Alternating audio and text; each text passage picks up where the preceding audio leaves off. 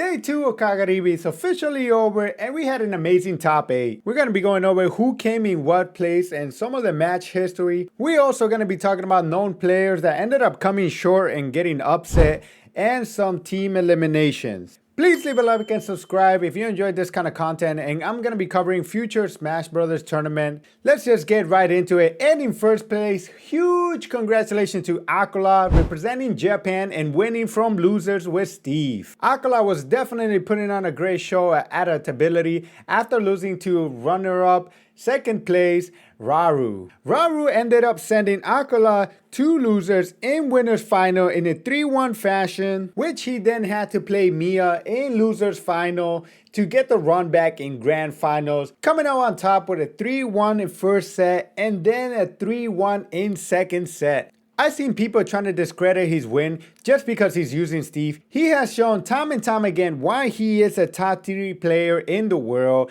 and could definitely be getting results just like this based on just purely consistency. Now we gotta talk about Raru, putting on a show with none other than Luigi. Raru, with his aggressive playstyle, came in second.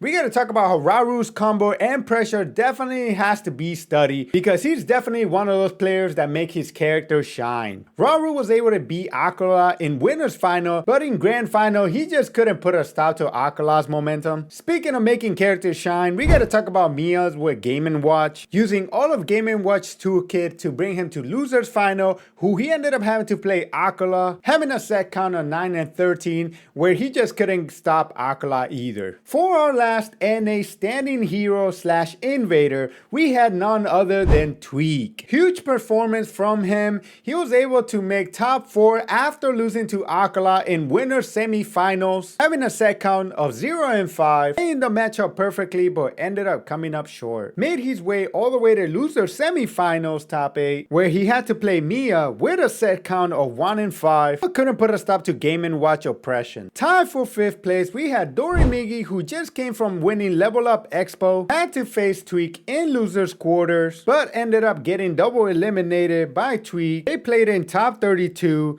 but Tweak ended up coming out with a 3-0. Now to a shocking surprise and an insane performance, we have Wrath forced his way into 5th place, showing why he is contender to be the best Sonic and showing why his play style of defensiveness can take over anyone at any time, even overseas. Now tied for 7th, we had Gluttony, still the #1 Mario in the world, just couldn't get past Dorimigi. Walking into the match, he had a set count of 1 and 2, showing why he still has his work cut out for the matchup. In 7th, we also had a Steve players, Carmelo, having to play Mia in losers round 1 of top 8, having a set count in 1-2. Mia ended up just having a 3-0 victory. Like I said earlier, we also had some team eliminations coming from Team World, like Kratos coming out on top from playing Spargo, where he had to play his Mexican brother MK Leo right after. 2 other team kills were like Zomba and Mutes,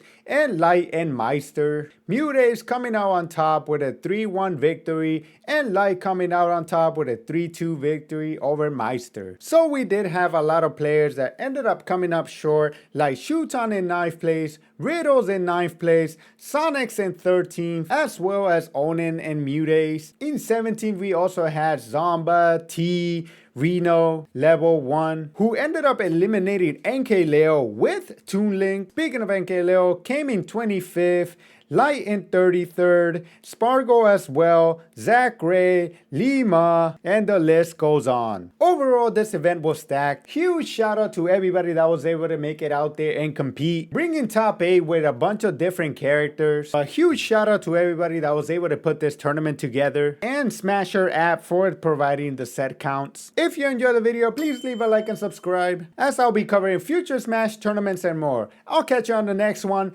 Peace!